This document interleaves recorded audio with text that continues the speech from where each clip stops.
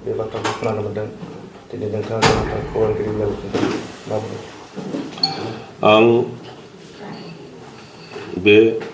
फुं समाव बयबो बिटिसिनि रायजो राजाफोरनो आंनि खुलुमनाय जासिग्रोबाय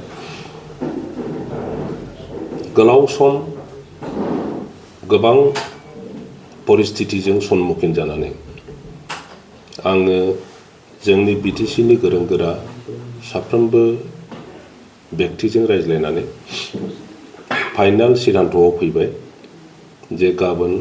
8 तारिख फेब्रुवारि खालि साननि 1 बाजियाव आंनिनो समस्ति चिरां दुवार समस्तिनि सिङाव थानाय थाइखा जरानि गेलेग्रा फोथाराव आङो इउपिपिएल दलाव जगदान जासिगोन साफ्रोमबो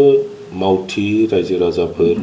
जाय बिथांमोनहा आंजों थाफानानै इउपिपिएलनि सोद्रोमा जानानै राजनिति खालामनाय आरो हारि सिबिनाय समाज सिबिनाय खामानियाव लोगो लाफादेरनो लुबैयो बेबायदि इच्छुक व्यक्तिफोरखौ आङो खावलायहरो फै गाबोन साननि 1 रिंगायाव जों जयैनो दोलै नोगोरै इउपिपिएलआव जगदान खालामनि दा रायजोफ्रा आंखौ सोंदों जे मानो बिपिएफ गारनानै इउपिपिएलआव जगदान खालामनो नागिरदों बे खारना गोबां खारननि गेजेराव आं मोनसे खारना बेनो जे जोङो बयबो बिटिसिआव थि समावहाय मोननै राजनैतिक दल बिपिएफ आरो इउपिपिएल दाफुंनानै बिटिसिआव इलेक्सन गेलेबोदों बा राजनिति खालामदों बे समनिफ्रायनो जोंनि हारियाव जोंनि समाजाव गोबां धरननि दाङाबाजि नांलायनाय खमलायनाय एना एनि जाबोनायखौ जों बयबो मिथिगौ दा ओरैबायदि परिस्थितिया जे मोनसे गामियाव बिपिएफ इउपिपिएल लानानै हाबा हुखानिफ्राय सावरि बादालिनिफ्राय गावजों गाव सहानुभूति होलायलायै थांलायलायै फैलायलायै बेबायदि परिस्थितिसिम सफैदों दा बेफोरखौ सुस्रांनो थाखाय बिभिन्न समावहाय जोंनि दैदेनगिरिफ्रा ज' खालामनायनि बे मोननै दलखौ ज' खालामनायनि सेस्ताबो खालामबोबाय थादोंमोन दा ज' खालामनायनि बेलायाव आं बेखौनो अनुभब खालामदों आङो जिहेतु हाराजेम मुगुजे बिपिएफ दोलोनि दैदेनगिरिमोन बिटिसि दाफुंनायाव आंहाबो गोबां अबदान दङ हाग्रामा महिलारि बिथांनि दैदेननायावनो जोङो राजनिति खालामबोदों आरो दासिमबो आङो थांनाय खैदिन आगोव आं जि रिजिगनेसन लेटार होबाय बे समसिमबो आङो बिपिएफ दाबो आङो गुबुन दोलोनि नंथ'आ दिनैनि दिनाव खारन गाबोनसो आङो जगदान खालामगोन बे समसिम आङो बिपिएफनि सासे दैदेनगिरि हिसाबै समग्र बिटिसिनि राजनितिखौ आङो पर्यालसना खालामदों आरो बेनि गेजेराव आङो अनुभब खालामदों जे दिनै नङा गाबोन नङा बा बबेबा मोनसे समावहाय जोङो ज' जाथारनांगोन आरो ज' जायागौ माने जोंनि हारिनि जि थामोनथा हारि दाफुंनायनि जोंनि जि सिन्ताधारा बियो आधुरा जागोन जोंनि जि समस्याफोर बे समस्याफोरखौ समाधान खालामनायनि राजनैतिक दलफ्रा बिभिन्न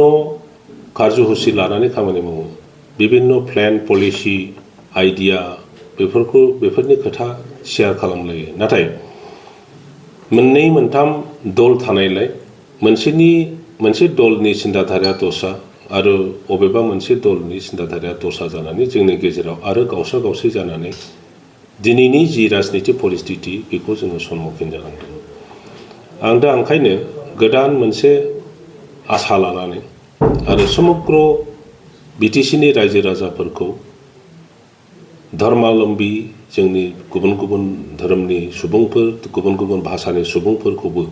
जयै लाफानानै मोनसे गोख्रों राजनैतिक खालामनो थाखाय आरो बिटिसिआव स्ट्रं मोनसे राजनैतिक आबहावा माने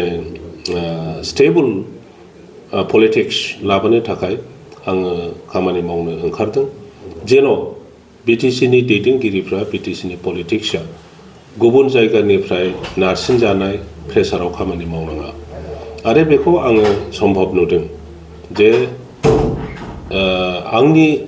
आं अपेनबो बुंगोन जे BPF-आव कालेक्टिभ अपिनियन जाया, BPF-आव कालेक्टिभ डिसिसन फैया, बेनो बयनिख्रुइबो देरसिन दुर्बलता,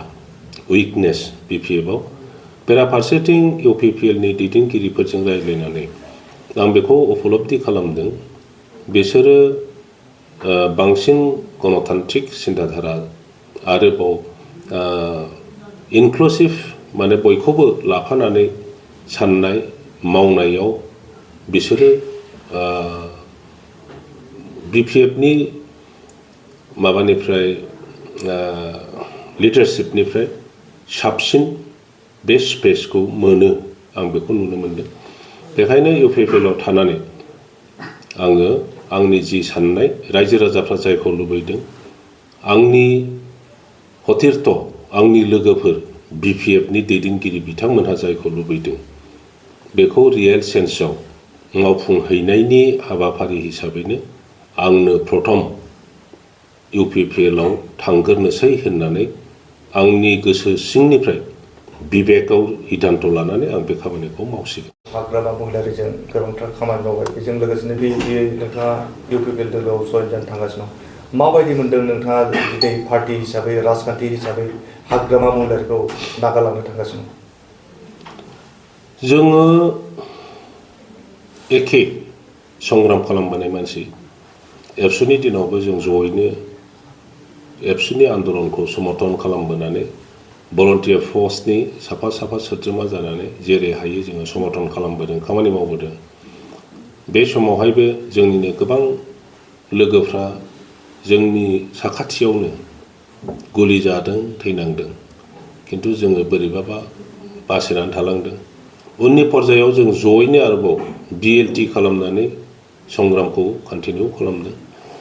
आरो बिनि परिनाम हिसाबै बयबो रायजो राजानि समर्थनाव आरो प्रेसाराव भारत सरकार, आसाम सरकारा सावरायनायखौ सुरु खालामनांदों। 4 बोसोर सावरायनायनि उनाव ग्रहण जग्य मोनसे पलिटिकेल एरेन्जमेन्ट दानि BTC-खौ दाफुंनाय जादों आरो बे दाफुंनायनि उनावहाय बेखौ सालायनो थाखाय मोनसे राजनैतिक प्रक्रिया नांगौ जानायलाय जोंनो जयै सावरायलायनानै BPF दोलोखौ दाफुंदों आरो बेजों लोगोसे जोंनि गेजेरावहाय दैदेनगिरिफोरनि गेजेराव मनमालिन्य जालायनानै आरोबाव BPF-ल' सृष्टि जायाखिसै, बेवहाय आरोबाव मोनसे राजनैतिक दल double P Bodoland people's progressive front होननायबो दाफुंजादों आरो बे समनिफ्रायनो जोंनि गेजेराव गावसा-गावसिया जाबोदों। नाथाय सम बे मोननै दोलोखौ ज' खालामनो थाखाय सेस्था खालामबाय थानाय जादों, दिनैसिम सफल जायाखै। दा बेखाय जोंबो दासिमबो सेस्था खालामबाय थादों। आंनि नुनायाव बेखौ जुदि ज' जानायखौ जिहेतु बयबो लुबैयो, ज' जानायनि उल्था रावबो थाङा। नाथाय आंनि अबजारभेसनाव, आंनि नुनायाव माखासे मानसिफ्रा गावनि स्वार्थनि थाखाय ज' जानायखौ लुबैयोबो जोङो नुनो मोनदों। दा बेनि बेलायाव आङो UPPL-नि दैदेनगिरि बिथांमोनखौ बांसिन खुला गोसोनि ज' जानायखौ बिथांमोना लुबैयो, आं बेखौ नुनो मोनदों। दा बेफोर आंनि थाखाय BPF दोलो नागारनानै UPPL दोलोआव जगदान होनाय खामानिया गोरलै खामानि नङामोन। आं बिराद खस्थ' मोनदों, किन्तु मोनसे ग्रेटार इन्ट्रेस्टनि थाखाय, BTC-बासि आरो BTC-नि भबिष्यतनि थाखाय आङो सासे दैदेनगिरि जानानै बे रिस्कखौ जुदि लानो हाया अब्ला आङो दुर्बल नेता हिसाबैसो अदूर भबिष्यतआव प्रमान जागोन। आं बेखौ साननानै दा रायजो राजाफोरखौनो आंनि सिगाङाव दोननानै समग्र BTC-बासि नेताफोरखौबो आङो खावलायनानै एपिल खालामनानै फै, जों बयबो ज' खामानि मावनि। आगोलनि उननि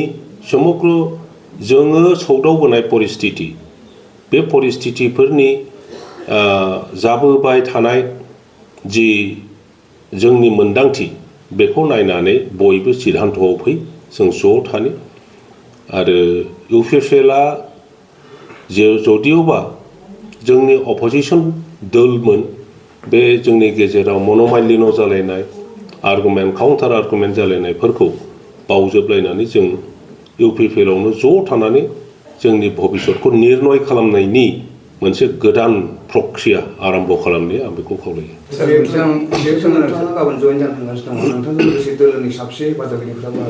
आं गुबुन जायगानि रावखौबो आं लेंहराखै। आङो आंनि जि समष्टि बे समष्टियाव 11टा प्राइमारि कमिटि दङ। बे 11टा प्राइमारिनि गेजेरावहाय पारापक्ष जेसेबां हायो बांसिन प्राइमारिनि प्रेसिडेन्ट सेक्रेटारि आरो एग्जिकिउटिभ्सफोरखौ लानानैनो आं जगदान खालामनो नागिरदों आरो बेवहाय दहायसिम जि खबर फैदों जोंनि बिपिएफनिफ्राय जि दैदेनगिरिफोर दङ प्राइमारिनि बे गासै 400 जनसो ज' जागोन। सार नोंसिनि जितु बर'नि दैदेनगिरिनि दैदेननायाव जितु बिटिसि जाबाय आरो सारा 15 बोसोर मोनसे बिपिएफ दोलोजों लोगो नांनानै प्रत्येक समय प्रत्येक दिनानो जोंनि थाखाय गोदान मोनफ्रोमबो मोमेन्टआव मोनफ्रोमबो सानाव जोङो गोदान मोनसे परिस्थिति सम्मुखीन जायो आरो बे परिस्थितिखौ लानानैनो जोंनि साननाय हनाय खामानि मावनायनि सिद्धान्तफ्रा फैयो। जोङो जि समनिफ्राय बर'फ्रा आन्दलन खालामबोदों बे समनिफ्राय जोङो प्रत्येक समावनो गोदान गोदान परिस्थिति सम्मुखीन जाबोदों। एबसु जानानै जोङो आन्दलन जादों, परिस्थिति सोलायदों, भलन्टियार फर्स जादों जोङो आरो परिस्थितिया सोलायदों, बिएलटि जादों जोङो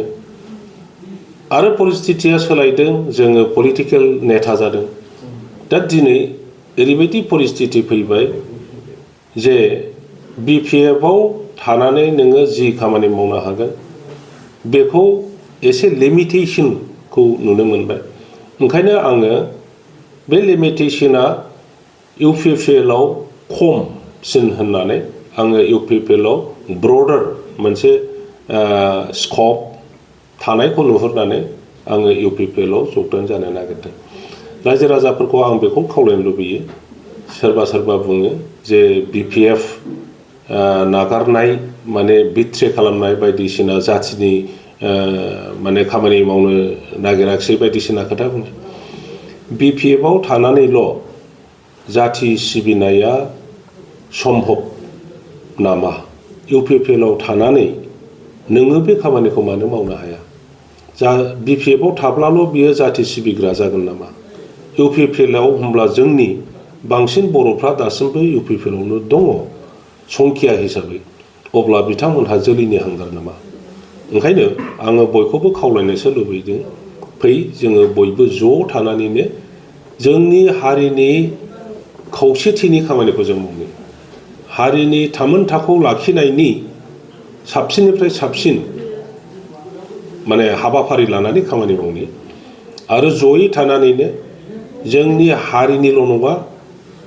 टटेल बिटिसि बासिनि भबिष्यतखौ निर्णय खालामनो।